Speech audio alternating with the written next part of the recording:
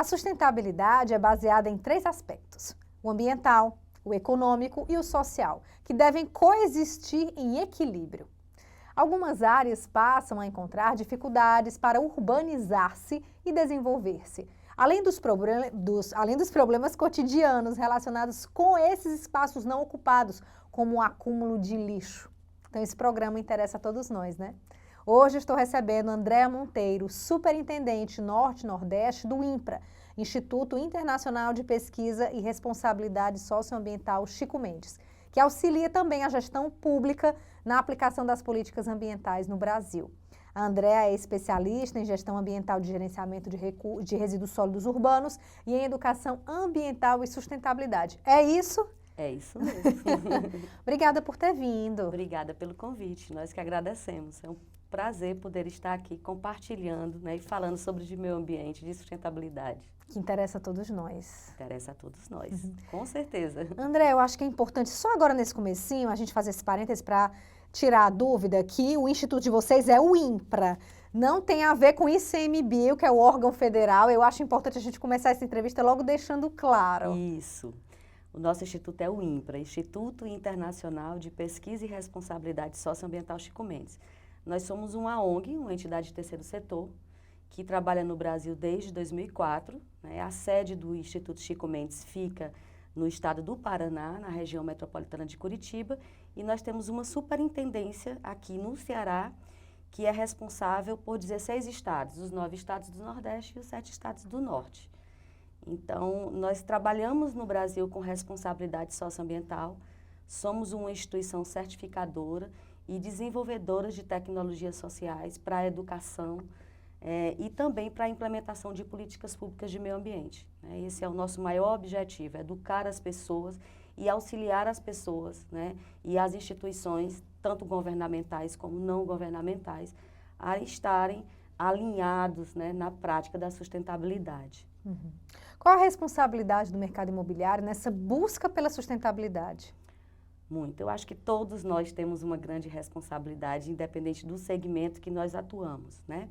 Mas no mercado imobiliário a gente percebe assim, um grande avanço nos últimos anos da percepção até do próprio consumidor, né? De quem está comprando, de quem está locando imóveis, que estão na busca de imóveis que são mais eficientes, né? Que são mais considerados ecologicamente corretos, que tanto têm uma eficiência de energia, como também tem um reaproveitamento de água, né? Construções que são mais sustentáveis. Muitos imóveis hoje têm essa preocupação sobre a questão da ventilação, de se utilizar ventilações naturais, né? de luminosidade natural também, porque isso trabalha com a eficiência energética, com áreas que são mais verdes, né? Então, todo mundo está buscando hoje, né, no mercado de quem compra exatamente imóveis que são muito mais sustentáveis. Então, a tendência é essa, tanto para quem está construindo, como para quem está adquirindo. Né? Então, a gente percebe isso de uma forma muito nítida. As pessoas realmente estão preocupadas com a questão da sustentabilidade com o meio ambiente. Por quê? Porque isso é uma garantia da nossa sobrevivência e da sobrevivência das futuras gerações também. Eu acho, além da questão da sobrevivência, Andréa, descobriu-se que também pode ser algo rentável. Ah, muito, com certeza. Né? Tanto na questão da rentabilidade, como também da economia. Quando você está dentro de uma estrutura que tem todo esse tipo de eficiência, o custo de operação é muito menor. Né? Então, tanto na parte de construir, da construção, como também nos próprios financiamentos. Né? Hoje você observa que quando você tem uma postura de sustentabilidade, que tem uma instituição que está exatamente praticando não só o que a legislação determina, né, mas que tem essa pegada que é ecológica, que é ambientalmente correta, que é socialmente justo, isso tem uma valorização no mercado muito maior. É tanto que nós estamos agora no boom, né, dos ISG, que é exatamente as instituições que estão se incorporando nessa responsabilidade social, ambiental e de governança, para que se torne com valores de investimento muito maiores no mercado. Né? Então, você tem muito mais valor quando você é ecologicamente correto, em qualquer produto e também nos serviços. Como nós estamos, já que essa ONG de vocês, ela abrange praticamente o país todo, com relação aos Sim. trabalhos.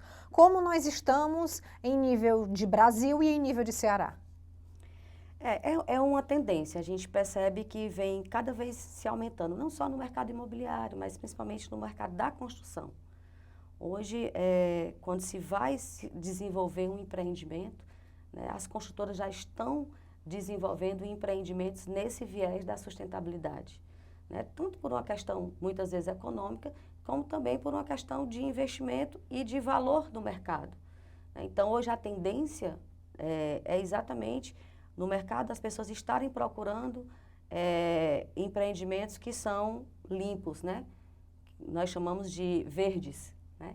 Então, eles estão buscando certificações, né? As certificações são muito importantes, elas são certificações específicas, mas são muito importantes para os empreendimentos. Então, nós vimos hoje no mercado, né, construtoras certificando seus empreendimentos, né, seus processos de desenvolvimento, com certificações ambientais, com certificações energéticas, com selos verdes. Então, a tendência realmente do mercado hoje é ter essa visão e ter um diferencial, né? Porque quando você é certificado, quando você tem uma certificação ambiental, quando você tem um empreendimento considerado ecologicamente correto, esse empreendimento ele tem um destaque diferente no mercado. Tanto para questões de financiamento, de parcerias, de investidores, né, como também no próprio mercado final de compra e venda. Então, a gente percebe que essa é uma tendência muito crescente, não só a nível sul e sudeste, mas também aqui no Nordeste. O próprio Instituto Chico Mendes já tem certificado alguns empreendimentos aqui no estado do Ceará. E isso é muito interessante, saber que o estado do Ceará tem essa preocupação, que as construtoras estão buscando as certificações, estão desenvolvendo os empreendimentos com eficiências energéticas, com reaproveitamento de água, né, com áreas verdes. Quando vão construir, estão deixando uma área de reserva já de biodiversidade que lá já se encontra, né, estão respeitando a legislação. Então, isso é uma tendência que veio para ficar e só cresce de uma forma bem efetiva. Como funcionam essas certificações? As certificações, elas são muito específicas. Eu vou falar um pouco sobre a certificação que nós temos, que nós trabalhamos, né? Nós somos uma instituição certificadora de selo verde.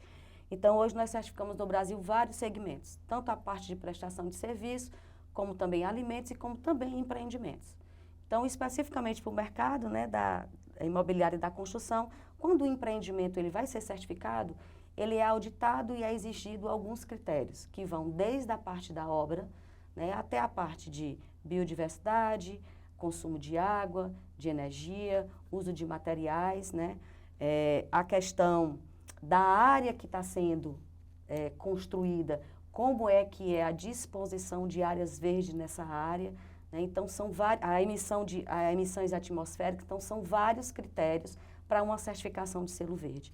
Não só no processo da obra, da construção, do equipamento, do material que é utilizado, mas também, né, na responsabilidade social com os funcionários, né, em todo o trabalho que é feito e que hoje muitas construtoras já desenvolvem isso.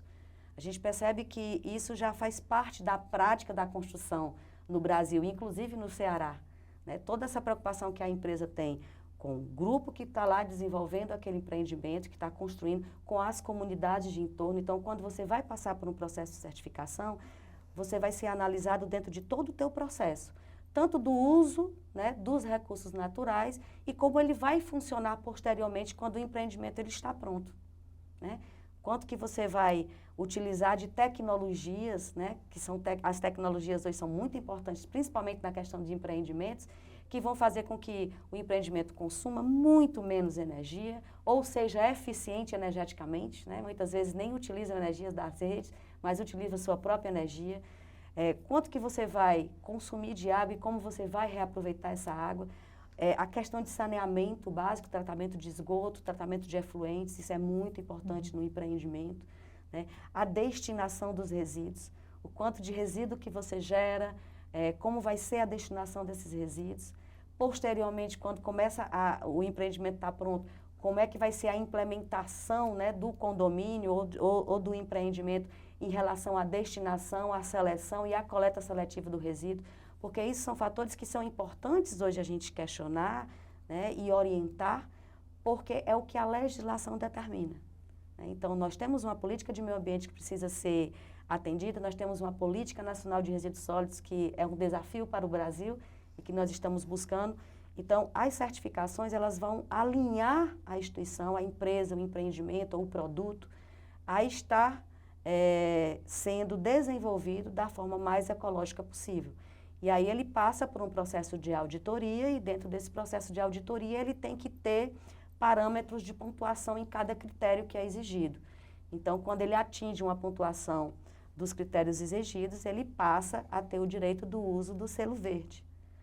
E aí ele pode, esse selo verde ele pode divulgar, ele usa como uma ferramenta de marketing, né? Ele caracteriza, ele é certificado que aquele empreendimento ele pode ser considerado como um empreendimento ecologicamente correto. Ou um produto, ou um serviço que se presta, ou um projeto que a instituição desenvolve, né? Então, os projetos também na área de responsabilidade social e ambiental também podem ser certificados.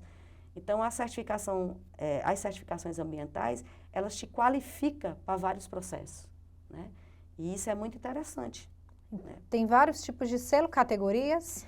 Tem vários tipos de selo de categorias, né? E tem vários tipos de certificação. Então, tem certificações, por exemplo, que é especificamente só para a energia, né? Tem certificações específicas que é só para a construção, né? Então, cada certificação ela tem o seu segmento.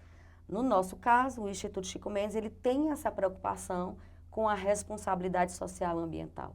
Porque, às vezes, uma instituição se preocupa muito com o meio ambiente e o social fica um pouco de sobreaviso, né, vou dizer. E, às vezes, tem muita responsabilidade social, mas não tem tanta responsabilidade ambiental. E aí a gente percebe que hoje, no mercado que a gente vive, né, que a gente está trabalhando essa questão do tripé da sustentabilidade, que é social, ambiental e econômico, a gente precisa ter uma visão que essa balança ela tem que estar bem igual. A responsabilidade social é muito importante, a ambiental também é muito importante, e agora chega a governança, né, para somar com esse tripé que tem trazido muitos desafios, né, para as instituições que estão também buscando certificação de ESG. Essas certificações, elas devem ser solicitadas, devem ter essa ação, essa preocupação. Em que momento da obra, da construção? Logo na concepção do projeto, no meio do caminho, se alguém quiser implementar, ainda dá para implementar, ou depois da obra entregue, como é que isso funciona? As certificações para empreendimentos, elas podem acontecer em várias fases diferentes. Mas eu gosto muito de dizer que desde a concepção do projeto é muito importante. Porque desde a concepção do projeto, quando você disponibiliza um projeto para certificação e ele vai ser auditado, a certificadora ela já te dá a sinalização do que pode ser adequado, do que pode ser melhorado. Né? Então, é bem interessante que seja bem na fase inicial. Mas não significa, por exemplo, que um empreendimento que já está pronto não possa ser certificado. Pelo contrário, ele pode ser certificado. Nós, por exemplo, temos experiências com certificações desde o projeto, com certificações que estão na obra e com prédios que já estão completamente prontos. Né? Depende muito do interesse da instituição, né? Que deseja a certificação. Né? Mas a gente sempre orienta que o início do projeto é um momento muito interessante, porque você ainda pode, né, adequar mais ainda o teu projeto para que ele seja mais sustentável ainda, quando ele passando por uma auditoria. Ter um empreendimento sustentável é complexo, é inacessível, é caro demais? De forma nenhuma. De forma nenhuma. Não hoje no mercado que a gente vive, né? Existia muito essa concepção de que tudo que é ambientalmente correto é mais caro. A gente levava muito isso, por exemplo, o alimento orgânico, ele é um pouco mais caro. Mas não. A gente percebe hoje que está muito equiparado, tá? A questão de valores, né, de produtos. E se observa muito que existem muitas opções, muitas tecnologias que ajudam muito nisso. Então, não tem essa, porque um empreendimento ecologicamente é mais caro do que o outro. Não. Eu percebo que muitas vezes ele pode sair até bem mais barato. Com relação a iniciativas dentro do condomínio, por exemplo, se eu moro num condomínio e eu quero contribuir realmente, o que eu posso estar fazendo? Eu, como como moradora mesmo, se de repente eu faço parte do conselho consultivo do condomínio. Hoje, uma das grandes orientações que nós damos em relação ao condomínio, que é uma dificuldade, né, e eu posso falar de Fortaleza especificamente, é a implementação da coleta seletiva. Nós geramos vários tipos de resíduos, né, durante a nossa vida, e esses tipos de resíduos, eles trazem um problema ambiental muito grave. E o que está dificultando a implementação dessa política nacional de resíduos sólidos. Então, nós geramos óleo, né? Então, o óleo é algo extremamente contaminante. Geralmente, as pessoas pegam o óleo e colocam na pia, aquilo vai exatamente para a água, e para fazer o processo de tratamento de água com o óleo é muito mais complicado. E caro. Então, e caro, e aí a companhia sofre, né? A companhia de saneamento de água sofre com esse processo. A coleta seletiva é de extrema importância, principalmente trabalhar esse processo em 3 resíduos. Nós estamos ensinando as pessoas a trabalhar a seleção em 3 resíduos diferentes, né, os básicos, que são os recicláveis, que nós chamamos de resíduos secos, os resíduos orgânicos e o rejeito. Na verdade, nós já fazemos a seleção em 2, né, porque o rejeito é considerado o resíduo que está nos banheiros, que estão nos banheiros. Então, o resíduo do banheiro, que nós consideramos rejeito, esse resíduo ele tem por imposição legal e para os aterros, né? Os orgânicos ele pode ter uma destinação para compostagem e se transformar em várias coisas, e o reciclado que acaba voltando para a cadeia produtiva e vai se transformar em um outro produto. Então, hoje o condomínio, né? Você como morador de um condomínio na tua própria residência, você fazendo uma separação do resíduo em 3, né? Reciclado, orgânico e rejeito, já está fazendo uma super contribuição. E a gente também pede para que as pessoas tenham um pouco de atenção na questão do óleo, porque você pode simplesmente colocar o óleo em uma garrafa PET, e aí guardando aquele óleo, quando a garrafa está cheia, você pode descartar, e existem vários pontos de coleta de óleo na cidade de Fortaleza, né? Inclusive nos shoppings eles recebem o óleo. E o outro são pilhas e baterias. Pilhas e baterias são resíduos contaminados, então são resíduos que causam impacto ambiental muito forte no meio ambiente, né? Então, a gente solicita que coloca dentro de um recipiente, de uma garrafa PET, você vai levar um tempo, mais de um ano, para conseguir encher de tantas pilhas lá, né? Tá cheio, leva para um ecoponto ou leva para um local de descarte, que aí vão receber e você está destinando de forma correta. Não precisa estar levando isso todos os meses, você pode levar uma vez no ano, porque aí você tem o óleo e a pilha e a bateria. Outro resíduo também que a gente acaba consumindo e que é perigoso para o meio ambiente são as medicações vencidas, que aí é muito simples, você junta as medicações vencidas que você tem na sua casa e coloca uma destinação para a farmácia. As próprias farmácias recebem os medicamentos vencidos, porque eles vão dar uma destinação correta. Nem todas. Confesso que algumas não fazem, mas assim, eu confesso que eu estou tendo estou muito feliz porque estou conseguindo levar os medicamentos da minha casa para uma farmácia que está dando certo. E é bom até a gente deixar isso claro e até sugerir, né? Porque todo mundo precisa, às vezes a gente tem a atitude e a gente se frustra quando vai em 1, 2, 3 farmácias e nenhuma recebe, até por falta às vezes de conhecimento de informação. Porque você pergunta, você não recebe, mas qual farmácia que recebe? Ah, não sei informar. Então, isso muitas vezes frustra o cidadão que quer ter uma postura mais consciente. Eu acho importante a gente dizer. Frustra. Né? E assim, e tem outros resíduos que a gente vê, a gente acaba vendo na cidade de Fortaleza, sofá no meio da rua, né? Então, Fortaleza tem uma estrutura que tem centenas de ecopontos. Então, qualquer resíduo, se você vai se desfazer de um sofá, de uma mesa, de uma cadeira, né, de um eletro, você tem como destinar isso para o ecoponto.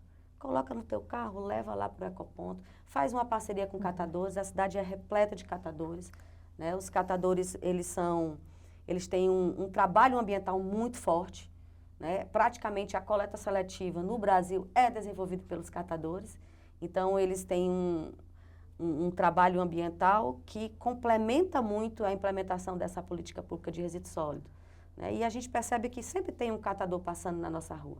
Apesar da cidade de Fortaleza ainda não ter implementado 100% da coleta seletiva sistematizada, mas todos nós precisamos fazer a nossa parte. Quando a gente fala voltando para o assunto condomínio, né? casa, você pode ter um relacionamento com alguém que está passando na rua, um contato. E quando a gente está falando de condomínio, o que seria mais adequado? Por exemplo, seriam as cooperativas? Como é que está hoje? Como é que essas cooperativas hoje estão trabalhando? Sim, pode funcionar também através das cooperativas, né? Mas as cooperativas, ela tem uma questão do volume, do quantitativo, né? Então, você tem que ter um quantitativo para que ela possa vir buscar. Então, a gente percebe que muitos condomínios estão desenvolvendo a parceria com aquele catador lá do bairro, que é aquele catador que está sempre lá, que vai todos os dias, abre muitas vezes a porta do resíduo do condomínio, que já tira, que já tem um relacionamento com o porteiro do condomínio, né? Então, muitas vezes essas parcerias estão funcionando muito bem. No caso de cooperativas, a orientação que a gente desenvolve é que se o condomínio tem um espaço que possa acumular semanalmente um quantitativo de reciclado, aí sim, pode ligar para uma cooperativa, ver o interesse deles e aí eles vêm buscar, né? Então, a cooperativa tem muito essa questão do quantitativo. Às vezes eles não querem porque acham que não são tantos resíduos assim, né? Mas o catador não. O catador ele está lá sempre à disposição. E o catador ele faz sempre a mesma rota. Ele sempre segue uma rota específica nos bairros, né? Eu mesmo moro no condomínio e no meu condomínio tem um catador que eu moro há 11 anos nesse condomínio, então há 11 anos ele pega os meus resíduos. Infelizmente meu condomínio não faz a coleta seletiva sistematizada de forma a todos os apartamentos, mas, né, nós temos um catador especificamente que vem segunda, quartas e sextas no condomínio pegar o resíduo reciclado. E ele sabe quais são os dias que o carro, né, do caminhão do lixo passa, que vai levar os orgânicos, e aí ele passa no dia posterior para poder levar os reciclados. Então, tudo é uma questão de ajuste, às vezes com o síndico, às vezes com a portaria, às vezes com os funcionários do condomínio, para que realmente essa coleta seletiva possa ser destinada de uma forma correta. Mas, quando você tem uma postura, se você é morador, né, de um condomínio que você pode fazer a seleção, faça, né? A sua atitude ela é muito positiva e ela gera um impacto positivo muito bom no meio ambiente. Se tiver que lutar, a gente luta, né? Se tiver que lutar, a gente luta. É educação, né? A gente precisa educar as pessoas, informar as pessoas. Nós tivemos uma geração, a nossa geração não foi uma geração que teve tanta oportunidade de ter acesso à educação ambiental. Hoje a gente já vê muito diferente, né? Hoje as crianças, elas dificilmente vão jogar uma garrafa pela janela do carro ou vão jogar algo pela janela do condomínio, né? Então, a gente percebe o quanto que é conscientizar as pessoas, né, sobre essa questão, que são pequenas atitudes que fazem uma grande diferença, né? E no seu próprio condomínio, na sua própria residência, né? Às vezes você passa, não apaga a luz, né? Não deixa a torneira ligada, né? A água do ar-condicionado não está sendo reaproveitada, então as águas dos ar-condicionados podem ser reaproveitadas para a área externa. Então, existem muitas coisas que podem ser feitas e que são pequenas atitudes e que, a verdade, não precisa nem de investimento, mas que fazem uma diferença de consumo e de uso de recurso natural muito grande. A política de resíduos sólidos. Como estamos hoje? Vamos lá. Porque tinha uma data para todo mundo se adequar, né? Já, na verdade, a data já passou. Era agora, Era agora, agosto de 2024. Essa data foi prorrogada, porque a lei é de 2012, né? Então ela foi prorrogada até 2024, e a gente percebe assim, que é um grande desafio. Mas é um grande desafio por quê? É só uma questão de poder governamental, poder público? Não, é uma questão também das pessoas, porque essa política pública de resíduo sólido, ela depende muito das pessoas, da educação das pessoas, da atitude das pessoas, de como elas vão se relacionar com essa questão de resíduo. Então, hoje nós temos uma sociedade extremamente consumista, né? Nós consumimos tudo, e tudo que a gente consome vem numa embalagem, né? Eu falo muito que você vai na padaria, compra 300 gramas de queijo, você sai de lá com no mínimo 3 embalagens, apenas com 300 gramas de queijo. Então, a gente tem que ter um pensamento, hoje o investimento dessa política também está muito ligado à questão do investimento na educação das pessoas, né? Em comunicação, em informação. Então, as pessoas precisam ser informadas o que é necessário ser feito, que atitude ela precisa ter dentro da sua casa em relação ao resíduo. Porque se as pessoas não forem educadas a esse sentido, vai ser uma política que sempre vai ter dificuldade, né, de se desenvolver.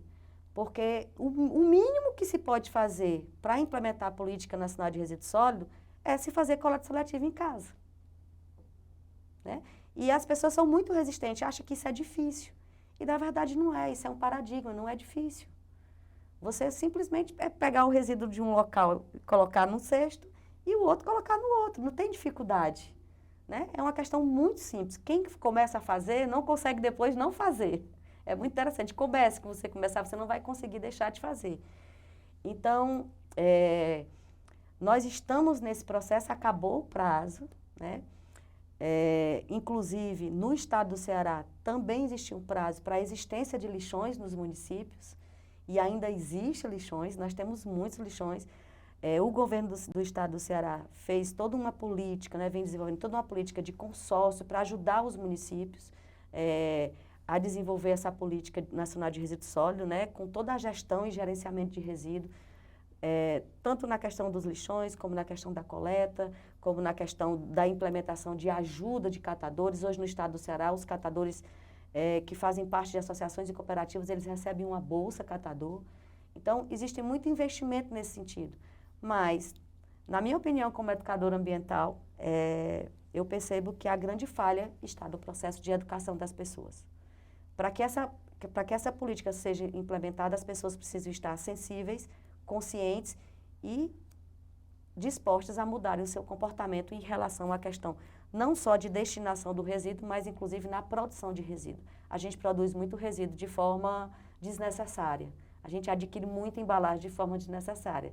Então, se a gente tiver um pouco mais de conhecimento e um pouco mais de sentimento para com o meio ambiente, a gente vai conseguir ter hábitos e posturas diferentes e ter um olhar diferente sobre esse nosso processo de consumo, né? Então, é uma política que requer esforço de todos para ser implementada. Não é uma questão só de governo, né, de política pública governamental, mas da participação das pessoas. E independente de onde elas estão, se elas estão em zonas rurais, em zonas urbanas, todo mundo gera resíduo. Todos nós causamos impactos ambientais na geração de resíduo. Então, a responsabilidade é nossa. Não adianta a gente colocar sempre a responsabilidade para o poder público. A gente escuta muito das pessoas, eu não separo porque não passa o caminhão da coleta selecionada. Você tem que fazer a sua parte, né? Porque para que isso possa acontecer, para que Fortaleza possa ser uma cidade que tem uma coleta seletiva sistematizada, né? Eu gosto muito de dar o exemplo de Curitiba. Curitiba, o caminhão segunda, quarta e sexta passa o reciclado, terça, quinta e sábado passa o orgânico. Então, tem uma coleta sistematizada. Então, sabe que na terça, quinta e sábado, se vai colocar na rua só o saco de orgânico, não vai se colocar o saco de reciclado. Então, para que isso possa acontecer, a população tem que fazer a sua parte, né? Então, a gente chama muito a população para prestar atenção, porque a coleta sistematizada de Fortaleza é uma coleta muito bem organizada, né? Toda a cidade tem coleta, com os dias certinhos, em horários programados, o caminhão não passa depois nem passa antes, né? Então a população pode ajudar. Você sabe que naquele dia vai passar, coloca o seu resíduo para ser levado naquele dia ou naquela hora, nem coloque antes, nem coloque depois, né? Então, ficar atento a essa situação, eu acho que é uma responsabilidade nossa, né? O resíduo é nosso, não é do poder público. Nós é que geramos e nós é que somos responsáveis por eles. Hoje a taxa do lixo está sendo muito comentada, até sendo uma bandeira por todos os candidatos à Prefeitura de Fortaleza. Teremos eleições agora este domingo. Eu queria ouvir um ambientalista sobre essa questão da taxa do lixo. O gerenciamento de resíduo, ele é um gerenciamento que custa dinheiro, né? E é um custo para o poder público. E muitas vezes é necessário, né? A questão de que a gente possa pagar, já que a gente paga pela energia, a gente paga pelo esgoto, né? A taxa. Agora, o que é importante é que esse recurso ele possa ser revertido para que essa política seja implementada da melhor forma possível, né? Então, quando se começa a criar uma taxa e que você vê poucas mudanças no processo do gerenciamento de resíduo, aí é um alerta. Porque isso precisa retornar como política pública, né? Como política pública é efetiva, né? As taxas existem para isso. Você não vai pagar o esgoto e não vai achar que o seu esgoto não vai ser tratado. Ele precisa ser tratado, né? Você vai pagar água e você quer ter o acesso à água. Então, a mesma coisa é a questão da política de resíduos sólidos em relação à questão da taxa do lixo. Ela está disposta em lei, né? Não é algo arbitrário, mas que isso precisa ser revertido para a execução da própria política pública, né? Para que seja implementado todas as necessidades que a política necessita. E sobre o IPTU verde, que oferece um desconto no valor do IPTU, aqui a gente já tem, ele é oferecido a empresas e casas que adotam medidas sustentáveis, né, e que visam a preservação dos recursos naturais. Eu não tenho especificamente conhecimento sobre IPTU verde aqui. Eu conheço a experiência de Curitiba, que tem um programa muito interessante que está relacionado à questão da árvore nativa de lá, que é a araucária. Então, quando você planta uma árvore de araucária na tua casa, no teu quintal, você tem um desconto no IPTU, que pode vir de 5% a 15%. Vai depender da quantidade do que você vai plantar. Então, é um incentivo para que as pessoas possam cuidar, né, do símbolo da árvore nativa deles lá, que é a araucária. Então, Poderia ser uma sugestão, agora que a gente está falando nessa corrida, ir para a prefeitura, pensar em iniciativas como essa, eu vejo que os incentivos, né, o que te incentiva traz sempre um resultado muito bom. Né? Então, eu vejo que seria possível sim, por que não? Né? É um incentivo para o meio ambiente, é um incentivo para as pessoas terem a percepção. Hoje a gente faz tanta campanha para que as pessoas não derrubem árvores, apesar de ver o tempo todo que as pessoas derrubam as árvores, né? Mas eu acho que seria uma ótima opção, sim, né? Tudo que você recebe um incentivo funciona muito bem. Eu acho, a gente já está terminando, mas eu lembrei agora, pegando o mote das iniciativas, como você falou, a adoção de praças, que muitas construtoras constroem os edifícios e automaticamente já adotam aquelas praças que se tornam ambientes de convivência para os moradores. Acaba que, a partir do momento que se ocupa um lugar, ele fica mais seguro para todos nós. Sim. Isso é uma coisa que vem funcionando muito bem em Fortaleza. A gente percebe... que não existia, né, antigamente. Que não existia, né? Muitas vezes fazem parte da compensação ambiental, das próprias empresas, mas é muito interessante essa parceria na adoção de praças, porque a gente vê que as praças sempre estão bem cuidadas, não só de praças, mas eu já vi também de áreas, né? Aqui a Lagoa do Papicu, que fica ali próximo ao Shopping Rio Mar, então ali é uma área que também tem uma responsabilidade, né? Empresas estão se responsabilizando pelaquela área de preservação ambiental. Então, sempre quando você adota uma área para que ela possa se manter viva, né? Principalmente as praças, né? Que tem todo um processo de arborização, que é uma forma das pessoas estarem também se relacionando, né? Parques. Então, eu acho que isso é muito positivo e é uma coisa que eu acho que deu uma revitalizada em Fortaleza nessa questão do adote às praças, né? E não só com construtoras, que eu já percebi, mas com as próprias comunidades, fazer com que as comunidades tomem conta da sua área, do seu espaço, né? A cidade é nossa, esse sentimento de pertencimento é uma coisa muito importante, as pessoas precisam ter o pertencimento para cuidar da tua cidade, né? É a tua casa, é a tua cidade, é o teu espaço. Então, a gente tem que realmente cuidar mesmo. Eu fico só dizendo que vou encerrar e fica me vem pergunta, a entrevista está muito boa. Andréa, voltando agora para a política, porque domingo nós vamos eleger vereadores também, porque a bandeira da sustentabilidade, ela está sendo usada por muitos candidatos a vereador. Sim. O que realmente precisa acontecer para não ser só uma bandeira a ser levantada, para buscar os votos e, de repente, não ser algo tão efetivo? O que você diria, qual o conselho que você daria para um candidato que realmente se preocupe com a questão ambiental e que realmente queira fazer algo por nós e por ele, vamos dizer assim? Eu vejo que a gente precisa ir pelo caminho da política pública. Tudo de meio ambiente, nós temos uma legislação muito bem elaborada.